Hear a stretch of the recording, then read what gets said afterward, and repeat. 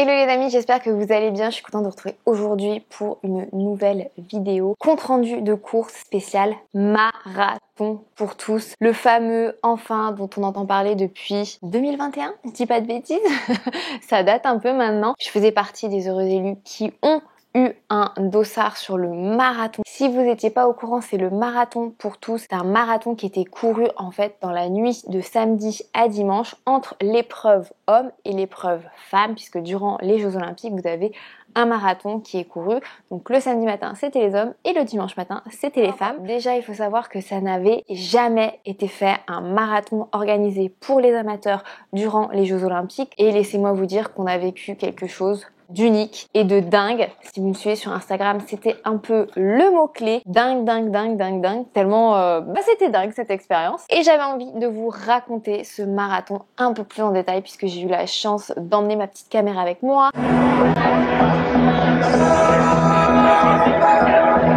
Déjà, retour sur le marathon, sur l'organisation. Il n'y avait que 2024 élus avec un E aussi à la fin, pour le 10 km, puisqu'il y avait un 10 km et aussi un marathon. Et il faut savoir, et ça j'ai trouvé ça super cool, et pour cause l'organisation, comme elle pouvait sélectionner les personnes qui participaient au marathon, a réussi l'exploit d'avoir la parité sur ces courses. Et je crois que donc c'est la première fois que j'ai participé à un marathon où il y avait 50% d'hommes et 50% de femmes. Je crois que il y a que à Boston où on s'approche à peu près de la parité sur un marathon conventionnel. Chapeau l'organisation là-dessus. Sur le marathon en lui-même, les conditions étaient assez particulières puisque vous l'avez compris, c'était de nuit et surtout le parcours de ce marathon était, on va dire, assez difficile, assez relevé puisqu'il y avait quasiment 400 mètres de dénivelé. Donc moi, à la montre, à la fin du parcours, j'étais plutôt à 380, mais bon, on va pas chipoter. Alors si vous faites du trail, on peut se dire que 400 mètres de dénivelé sur 42 km, c'est pas beaucoup effectivement. Mais pour un marathon sur route, c'est beaucoup. Il faut savoir que sur le marathon de New York, vous avez aussi quasiment 400 mètres de dénivelé, mais beaucoup mieux répartis, puisque sur ce marathon-là, en fait, vous aviez deux grosses montées qui, en fait, prenaient la grosse partie de ce dénivelé. Il y avait une montée assez longue, mais tout à fait courable, on va dire, entre le 15e et le 20e kilomètre. On voit pas, mais on arrive sur la grosse montée. Première grosse montée, là.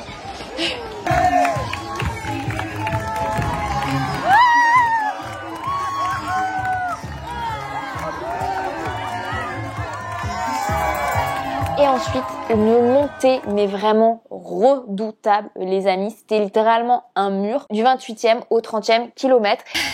Ça, c'est vraiment un mur. Putain. Et là, pour le coup, il fallait vraiment s'accrocher pour pouvoir courir dedans puisqu'il y avait des passages à 13%, donc c'était pas de cadeau. On pourrait se dire donc que ce sont les montées, les difficultés, mais vous savez, si vous faites un peu de trail, et ben ce sont aussi les descentes derrière qui sont difficiles, qui font beaucoup de casse de fibres musculaires. Franchement, après le 30e kilomètre, quand on est déjà peut-être un peu fatigué, et ben enchaîner sur une descente aussi, on va dire pentue que la montée, et ben ça fait mal aux jambes et je crois qu'il y a eu pas mal de crampes aux ischios, aux quadris, pas mal de participants et il y en a qui préféraient même marcher dans la descente. À ça, on ajoute le côté nocturne, que les départs avaient lieu entre 21h et 23h et on ajoute en plus la chaleur, le côté un peu estival. Voilà, c'était pas un marathon facile et donc il fallait vraiment s'accrocher pour aller chercher la ligne d'arrivée et je tiens à le préciser quand même parce qu'il y a aussi pas mal de personnes qui faisaient leur premier marathon sur cette course. En termes de pourcentage, il est moins élevé le pourcentage de personnes qui fait son premier marathon sur celui-ci que sur les autres marathons, mais quand même c'est important de le souligner. Je vous ai dit tout ça parce que vous verrez après on va rediscuter des pourcentages parce que il y a eu beaucoup de frustration sur qui c'est qui participe à ce marathon ou pas. Bref, on va passer quand même à la partie sympathique, c'est-à-dire Paris est une fête. Comme je vous ai montré dans mon dernier vlog, moi j'ai décidé de me déguiser et en fait c'est une idée que j'ai eue assez rapidement quand j'ai vu l'annonce du marathon nocturne, l'annonce surtout du parcours. Je me suis dit j'ai pas envie d'aller chercher un record d'une part à cause de la date, c'est-à-dire faire une prépa on va entre mai et le mois d'août, donc pas la meilleure période pour se préparer en termes de chaleur, de sortie longue. Et surtout que moi, mon objectif de l'année, c'était quand même le Halfman. Donc la prépa que j'ai suivie, on va dire que c'était l'entretien du volume que j'ai pu faire pour le marathon qu'il y avait sur le Halfman, puisque je me suis quand même entraînée à faire un marathon début juin. J'ai fait des sorties très longues jusqu'à 3h30. Souvenez-vous de mon tour du lac d'Annecy. En 3h30 à pied, c'était long. Donc en fait, l'objectif, ça a juste été d'entretenir le volume parce que moi, j'ai couru ce marathon pour le plaisir, en endurance, du début jusqu'à la fin. Et je crois, les amis, que c'est la première fois que je prends autant de plaisir et que je peux autant profiter d'un marathon. C'est pour ça qu'il est important de normaliser aussi le fait de participer à une course juste pour le plaisir et de laisser le chrono. Parce que quand j'ai annoncé que j'avais fini mon marathon, que j'étais trop content, que j'avais fait pour plaisir, à chaque fois on me demandait mon temps. Et en fait, moi mon temps il est un peu anecdotique. Moi mon chrono, je suis pas allée chercher un record, je suis allée chercher le plaisir. Et je l'ai trouvé. On enchaîne sur la décision en fait de se déguiser, puisque comme je vous ai montré dans le dernier vlog, j'ai décidé de me déguiser parce que je visais pas un objectif, et je crois que c'est important ce deuxième point, c'est que quand même la distance marathon a une zone de confort, c'est pas le terme, mais ça devient quelque chose que je maîtrise. Ça fait plusieurs fois que je participe à des marathons. En trail, je fais quand même facile des 40, des 50, des 70, des 100 km. Donc courir 42 km, en plus en endurance, ça se fait. Attention, je normalise pas la distance marathon, mais avec mon expérience et ma pratique, pour moi, c'était tout à fait faisable de le faire en endurance, du début jusqu'à la fin, et surtout déguisé. Donc je comprends tout à fait les gens qui ne se déguisent pas sur un marathon, d'autant plus si c'est sur le premier, parce que forcément ça ajoute un stress. Moi, je dois vous avouer que j'étais pas trop stressée, que j'étais plutôt super excitée à l'idée de vivre. Je savais que ça allait être une expérience de dingue. Je savais pas que ça allait être autant une expérience de dingue, voilà, de dingo. J'ai pas les mots, j'ai pas les superlatifs tellement ça a été fou. Et je crois que le déguisement, ça a encore plus ajouté à l'expérience unique que j'ai ressentie sur ce marathon pour tous. Donc franchement, si vous pouvez faire une distance que vous... Je sais pas si on entendra le tonnerre de Zeus, les dieux grecs en colère. Voilà, si jamais vous commencez à maîtriser une distance, 10 km, semi-marathon, et que vous avez envie de participer à une course pour le fun, avec des proches, ou juste pour embrasser en fait l'atmosphère et l'ambiance, n'hésitez pas une seconde et déguisez-vous, parce que ça ajoute vraiment du plus à l'expérience. Moi, ce que j'ai vécu, je sais que beaucoup de personnes ont vécu une nuit magnifique. Je crois que grâce à mon déguisement, j'ai encore plus vécu une nuit magique. C'est important donc de dire que quand je suis allée sur marathon, j'avais pas d'objectif de chrono. J'ai préparé mon déguisement en connaissant aussi un peu la difficulté du marathon, c'est-à-dire j'avais quand même prévu des chaussettes de compression, j'avais quand même prévu un short en dessous pour éviter les frottements, j'ai mis de la crème anti-frottement partout et ça c'est vraiment non négligeable. Et je dois vous dire les amis que j'ai eu, mais c'est assez dingue, 0 frottement. Mais genre zéro frottement.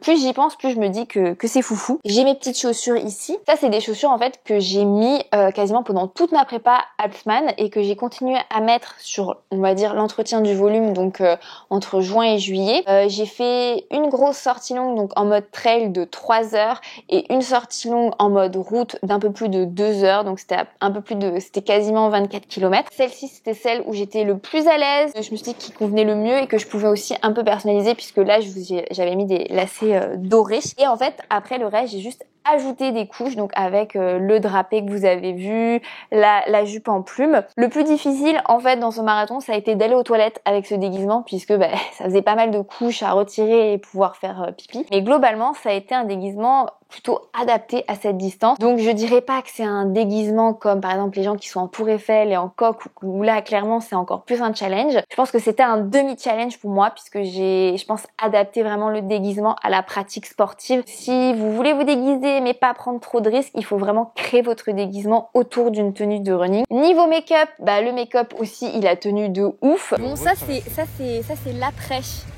Je pense que le make-up il a pas mal tenu quand même. T'en dis quoi mon bébé? Il a bien tenu. Franchement On voit les paillettes. Les paillettes. Nickel.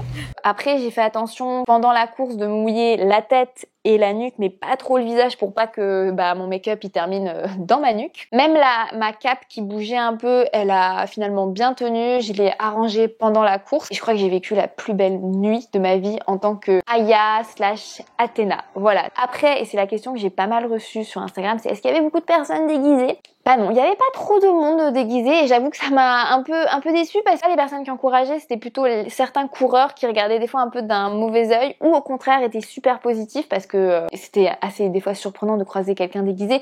Moi perso, ça donne toujours le sourire quand je croise quelqu'un qui est déguisé et surtout ça force l'admiration parce que on sait à quel point participer à une course peut être très stressante. Alors si en plus de ça on ajoute le déguisement. Pour revenir à l'avant-course, vous avez tout vu sur mon petit vlog, donc je vous laisse vraiment aller voir ce vlog-là. J'ai retrouvé Mathieu en fait pas très loin de Hôtel de Ville. C'était là où, en fait, où vous avez le départ. Et les amis, laissez-moi vous dire qu'il y avait déjà une ambiance de feu à ce moment-là. On est arrivé assez tôt, vers 19h le départ. Mon départ, il était beaucoup plus tard, il était plus vers 21h et des poussières. Mais en fait, on voulait faire des photos, on voulait profiter, mais il y avait une ambiance. Enfin, je sais que je me répète beaucoup, mais... Allez, on y va, on est tous ensemble, on lève les bras.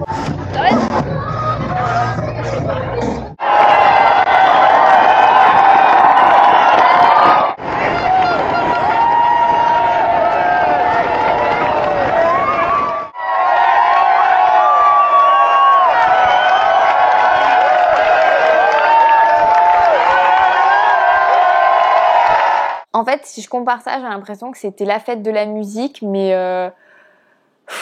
ouais, sans risque, voilà. La fête de la musique, mais avec plutôt bon enfant, avec plein de nationalités différentes qui venaient encourager. Enfin, ouais, c'était assez fou. Et en termes d'organisation, pour rentrer dans les sas, c'était parfait. C'était tellement facile, tout était bien fait. À ce niveau-là, il y avait... Voilà, rien à redire. Globalement, sur l'organisation, c'était nickel. J'avais juste ajouté, j'avais écrit mon petit nom là, Anne Dumdidou. D'ailleurs, attendez, il manque quelque chose quand même à ce compte rendu. J'ai oublié de mettre ma petite couronne d'Athéna. Hop. Franchement, quand j'avais mis ma couronne, je m'étais dit, purée, ça va jamais tenir pendant tout le marathon. Et si les amis, ça a tenu. J'avais aussi fait des belles coiffures avec ces petits rubans. Enfin bref. Ensuite, le départ a été donné. C'était un peu le cacafouillage, en tout cas dans mon sas, parce que en fait, il y a un départ qui a été donné. On est parti. Et en fait, il y a un gars qui m'a dit après qu'on était parti trop tôt. Enfin bref, c'est pas grave. On est parti. Et là, en fait, vous aviez à peu près une dizaine de kilomètres en fait au cœur historique de Paris et laissez-moi vous dire qu'on a vécu des moments, c'était une dinguerie. J'ai jamais vu autant de monde encourager et soutenir sur le marathon, mais à un point que ça me coupait le souffle. Alors déjà moi qui voulais partir en endurance, j'ai filé comme une fusée parce que forcément la foule ça vous rend euphorique. J'ai vite calmé les choux. Hein. Et ensuite ça a été le kiff. J'ai été littéralement sur un nuage du début jusqu'à la fin.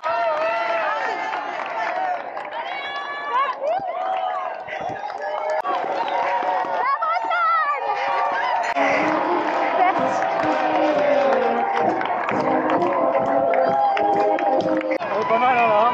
Bah ouais, On est bien même. j'ai jamais vu ça quoi.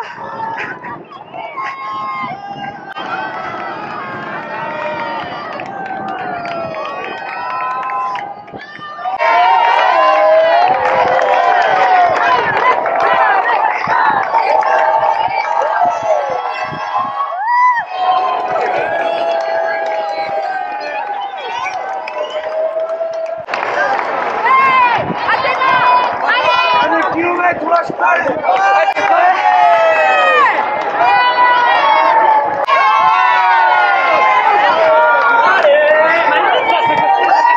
Dans le cœur de Paris, c'était... quand je vous dis que ça coupe le souffle, c'était vraiment... Mais il y avait une foule. En fait, si je dois comparer l'ambiance, je la comparais finalement au marathon de Londres. Et même, je trouvais que c'était...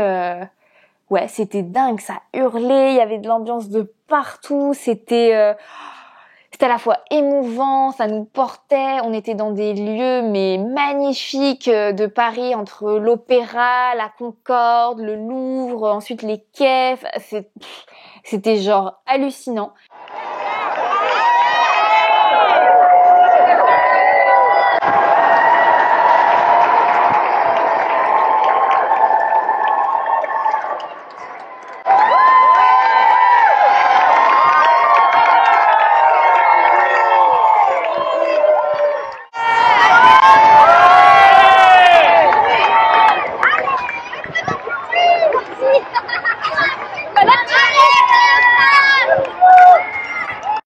même temps le soleil qui se couchait. Enfin moi je crois qu'on est parti, le soleil était déjà couché, donc c'était vraiment le crépuscule quoi, mais avec des lumières dorées. Oh, c'était waouh.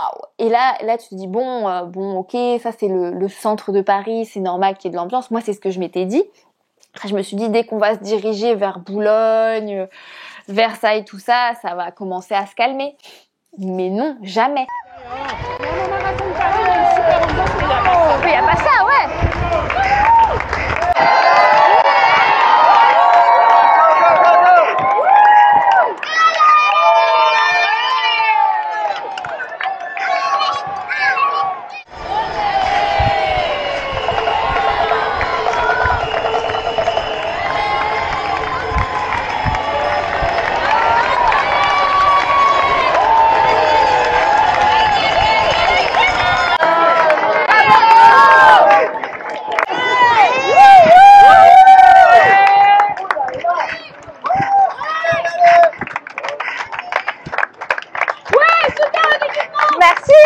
Ça ne s'est quasiment jamais calmé.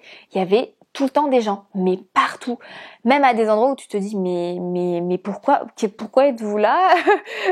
il est 23h, hein, qu'est-ce que vous faites là? Et en fait, il y avait des gens, mais waouh, voilà. Donc, on passe les 7-10 premiers kilomètres. Donc, je vois mon petit chéri je crois que c'était le 7e kilomètre, avant qu'on parte vers Boulogne. Et Allez! Allez Anne! Allez! Allez! Il y avait de l'ambiance partout. Tout le monde était sorti, avait des sourires, encourageait.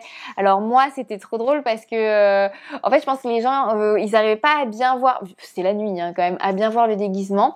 Parce que finalement, je voulais mettre une guirlande et finalement, je l'ai pas mise parce que je me suis dit que j'allais me mouiller et je pense que j'aurais mouillé le truc et je pense que ça aurait pas trop tenu. On m'a encouragée, on m'a dit que la princesse. Cléopâtre, ça c'est le truc qui revenait le plus, mais je pense parce qu'il y avait vraiment des gens, une autre personne qui devait être déguisée en Cléopâtre, ça a dû un peu... Mais je sais pas, quand même, peut-être que j'aurais dû mettre un truc un peu plus guerrier pour faire Athéna. Après, Aya, elle avait pas de... Enfin voilà, je voulais vraiment faire un truc entre la robe Dior de Aya et Athéna. Je pense que dites-moi si j'ai quand même réussi mon déguisement. La princesse c'est beaucoup revenu. Donc écoutez, moi je trouve que c'était mieux un peu la queen, mais la princesse c'est pas mal.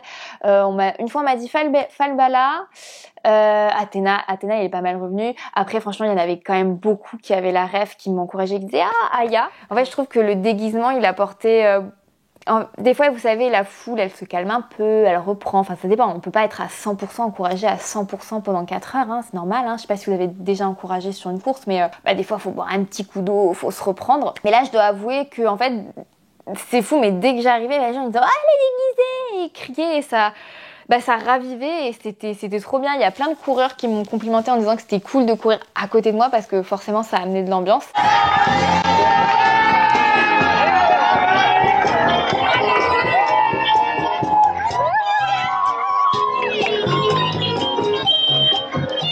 Tout le monde encourageait en donnant nos prénoms. Enfin, franchement, c'était un boost à chaque fois d'endorphine. C'était assez dingue. Et moi, ça m'a donné le sourire, mais tout le temps. Enfin, je pouvais pas m'arrêter de sourire. Les gens, ils souriaient, ils étaient heureux. On était tous heureux, on était portés. Et franchement, la première montée, il y avait plein de gens pour nous encourager, pour nous motiver. Enfin, il y avait des fêtes de partout. Alors, il y avait des stands officiels qui étaient mis en place par l'organisation, mais il y avait plein d'endroits où les gens, ils avaient sorti la sono, ils venaient encourager, ils mettaient la musique, ils nous criaient dessus. Enfin, voilà, et tout le monde faisait la fête. Et en faisant la fête dehors, nous, on passait juste à côté, et voilà. Je veux aussi souligner à quel point tous les gendarmes et les policiers encourageaient aussi. Enfin, c'était trop bien. Et big up aussi aux volontaires. Allez, petit ravito. Merci beaucoup.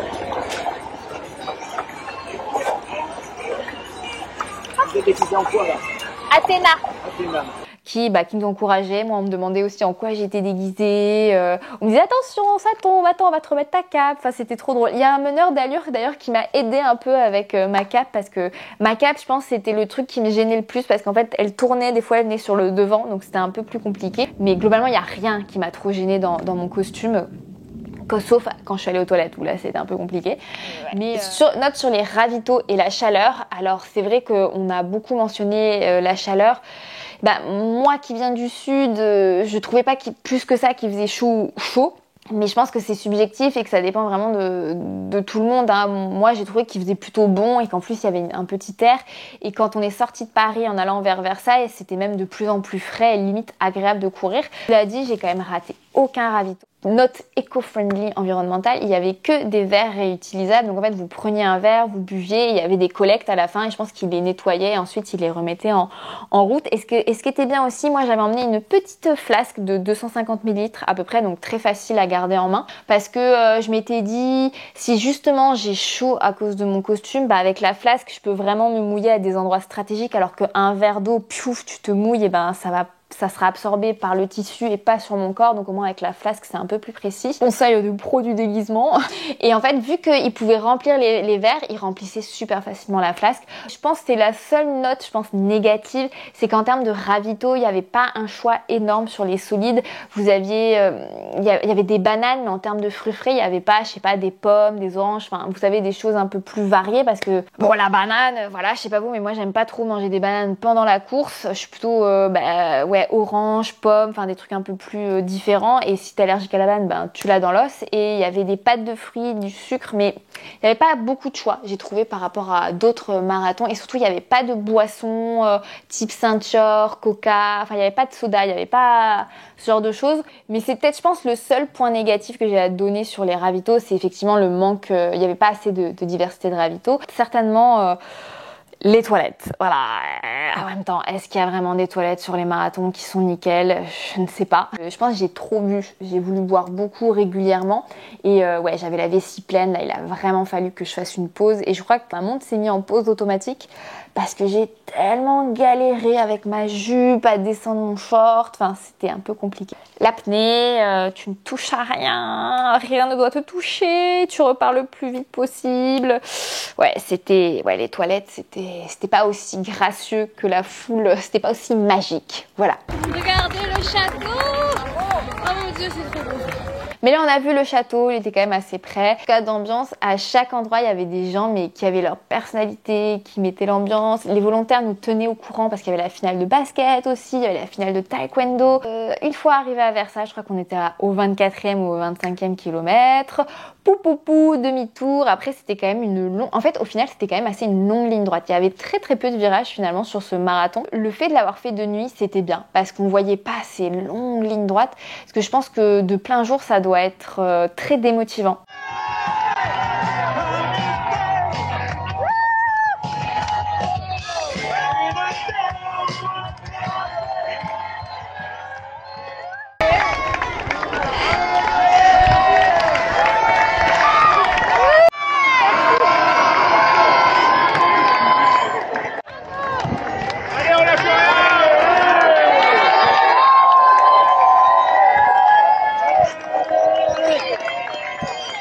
Ce que j'ai apprécié, c'est qu'il y avait quand même beaucoup de jeux de lumière, les bâtiments illuminés. Enfin, c'était vraiment... je pense qu'au-delà de la foule qui nous portait, qui nous encourageait, mais vraiment, je le répète, je n'ai jamais vécu une ambiance pareille sur un marathon.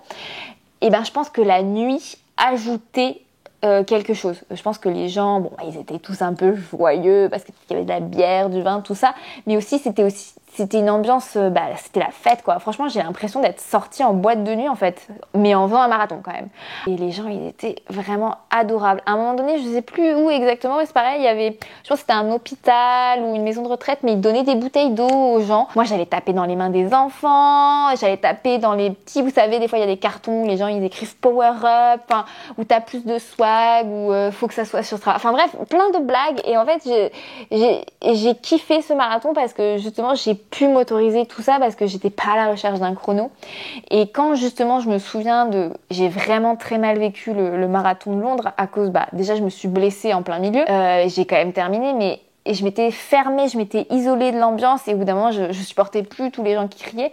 Et là c'était l'inverse, je me laissais porter, je profitais de tout, je regardais tout.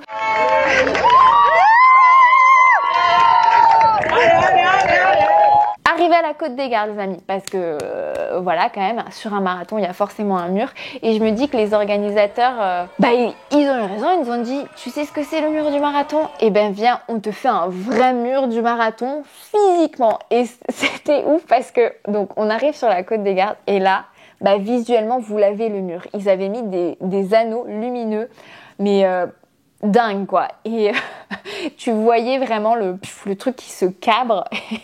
Et là, tu te dis, ah, mais ouais, c'est une vraie côte, hein. C'est pas genre la montée qu'on a eue du 15 au 20e, c'était une petite montée, quoi. C'était vraiment doux. Là, c'était vraiment visuellement un mur. Alors, c'est vrai que par rapport à un trail, c'est pas un mur, vous savez, comme on peut avoir quand on grimpe un col.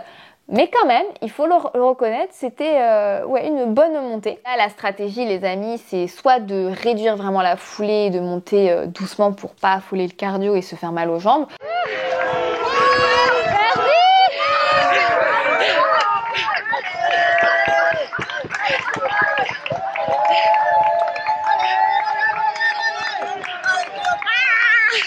Soit de marcher, mais voilà, il fallait vraiment y aller doucement dans cette montée parce que ça tabassait de ouf et l'ambiance dedans, mais les gens ils étaient fous. Allez ma fille, t'es grave, t'es très grave, allez, on y va là. Allez, on repart, bravo.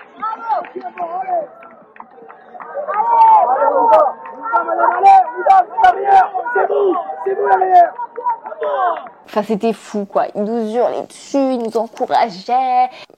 Ouais, franchement, je crois que je les ai même pas vus passer parce que avec la lumière et arrivé en haut, le 30e, heureusement il y avait un ravito et il y avait encore des gens pour nous encourager. Enfin, c'était en fait, si vous me mettez sur ce parcours en plein jour, je ne peux même pas reconnaître parce que en fait, il y avait tellement de gens partout que tu disais mais c'est dingue, je ne sais pas où je suis, ça monte, ça descend, ça va tout droit, mais je me laisse porter, c'est magique. Jusqu'à la ligne d'arrêt. 12 km de dos. Si Dieu peut. Yes. En haut de cette côte, j'ai retrouvé Mathieu qui m'a apporté un petit coca. On a fait des photos là-haut. Enfin, c'était vraiment trop bien. Et après, il m'a un peu suivi sur la descente. Je pense que c'est le seul endroit à vélo où il a pu venir me voir et surtout me suivre. Parce que vraiment, tout était fermé. Après, la petite descente de la Côte des Gardes. Et ensuite, ça a été tout droit. Moi, je connaissais un peu cette partie-là puisque j'avais vécu à Issy-les-Moulineaux. Donc, clairement, toute la portion vers les trucs de BTP, les quais qui remontent vers Paris, je connaissais bien. Le faux plat montant jusqu'à la Tour Eiffel et le faux plat descendant, je m'en souvenais, mais c'est paradoxal, mais je crois que ça a été mes kilomètres favoris. Donc c'était je vais pas dire de bêtises, mais c'est je crois de 35 à 38, on va dire à peu près.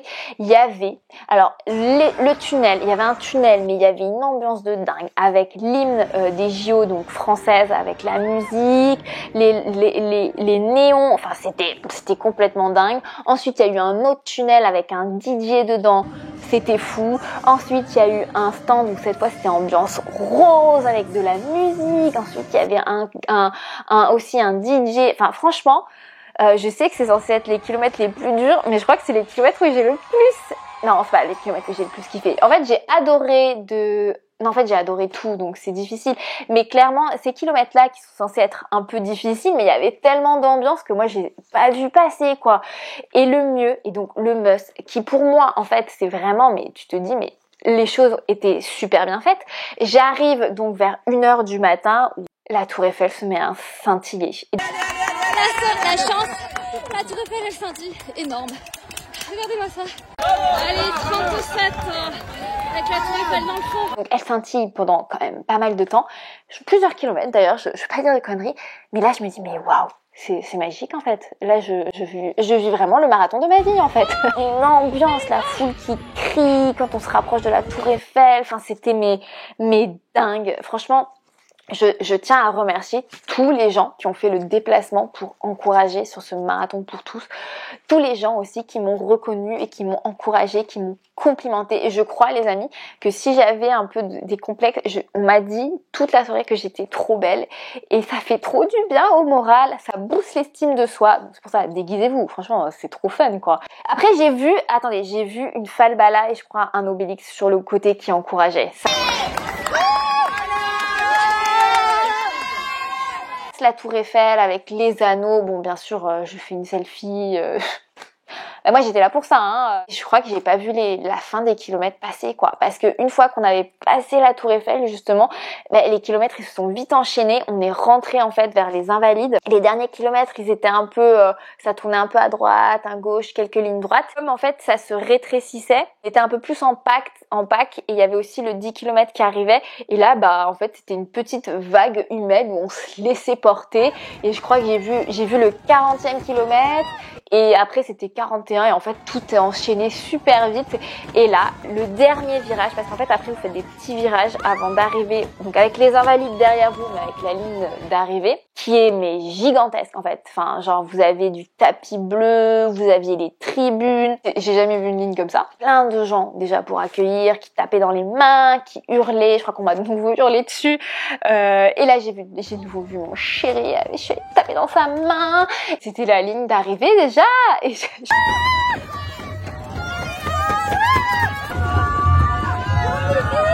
Yes! Yes!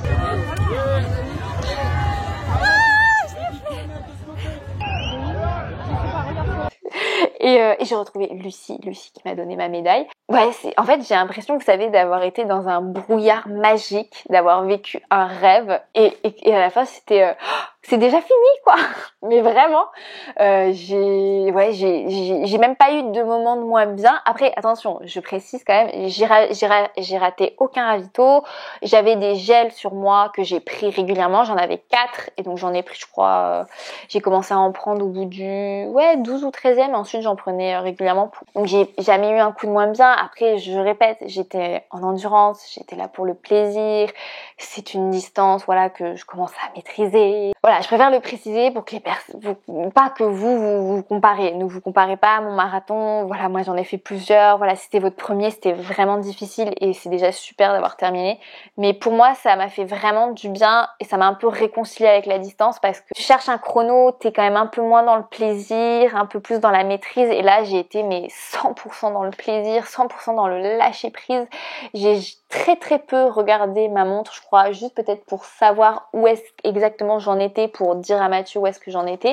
Aussi un peu pour surveiller mon cardio par rapport un peu à la chaleur, à la fatigue et à gérer parce que vous fatiguez, donc un peu à ralentir pour être toujours comme il fallait en endurance. Mais j'ai surkiffé ce marathon. Je pense que j'aurais regretté si j'étais venue chercher un record sur ce marathon. Je pense que j'aurais pas autant déconné, kiffé, voilà, mon déguisement, j'ai adoré le préparer, j'ai adoré le porter et surtout qu'au final j'ai eu 0 frottement, 0 bobo. Je pense que tous les participants, mais même aussi les personnes qui sont venues encourager, on a vécu une belle parenthèse. C'est la récup directe. Et on a vécu vraiment une parenthèse et surtout j'ai l'impression un moment d'histoire. Voilà, comme je dis pas qu'on a communié tous ensemble autour du running, mais je pense vraiment qu'on a vécu une soirée de fou et qu'on va tous garder, vous savez, dans une petite partie de notre cœur, dans une petite boîte au trésor et on se souviendra, on se dira ce marathon pour tous, c'était c'était fou. Et donc je suis finisheuse de ce marathon pour tous, je vous montre la médaille.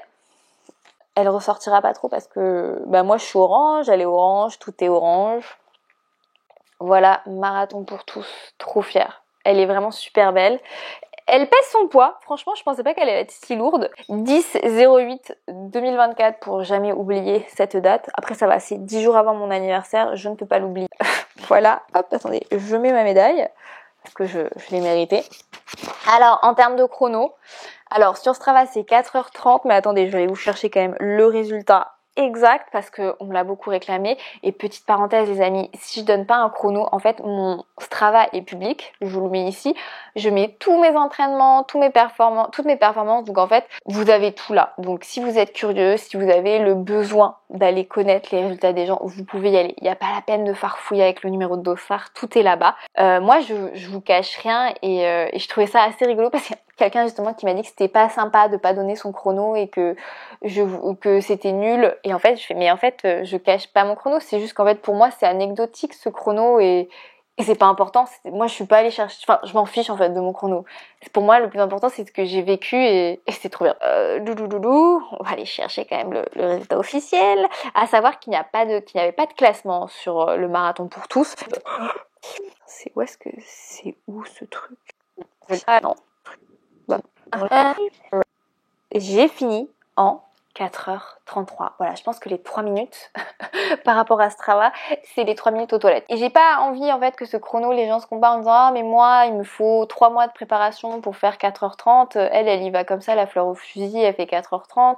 Il y a d'autres personnes qui l'ont préparé beaucoup et qui vont dire que 4h30, je peux pas me dire marathonienne. Et on s'en fiche, Peut-être le seul regret que j'ai sur ce marathon, c'est que je n'ai pas vu la Frige. Voilà, je crois qu'elle était au départ, mais je l'ai pas vue. Donc j'espère vraiment la voir aux Paralympiques, quoi. Surtout que nous, on a pris celle aux Paralympiques parce que en tant que runneuse, je trouve ça quand même trop stylé, la lame de carbone que certains runners, justement, ils ont aux JO olympiques. Voilà. Voilà, elle est là, la médaille. Je suis pas volée, parce que ça piquait quand même sur la fin, mais c'était magnifique. Trop heureuse, quoi.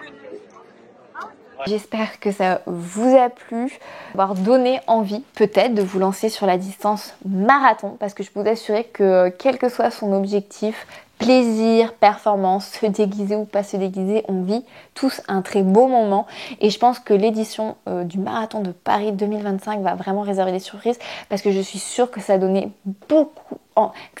envie à beaucoup de monde de revenir sur Paris parce que maintenant il va falloir tenir la réputation de ville la plus ambiancée du monde niveau sportif parce que ouais vraiment il y avait une ambiance de supporters amazing quoi.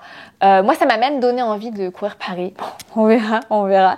Mais en tout cas, voilà. Les amis, je vous laisse. Laissez un petit like, n'hésitez pas à me laisser un petit commentaire si vous avez participé à la course, si vous êtes venu encourager, si surtout vous m'avez vu, vous m'avez reconnu avec mon déguisement, si mon déguisement vous a plu, si je vous ai donné aussi envie de vous déguiser, pensez à vous abonner et je vous dis à très vite. Bye bye.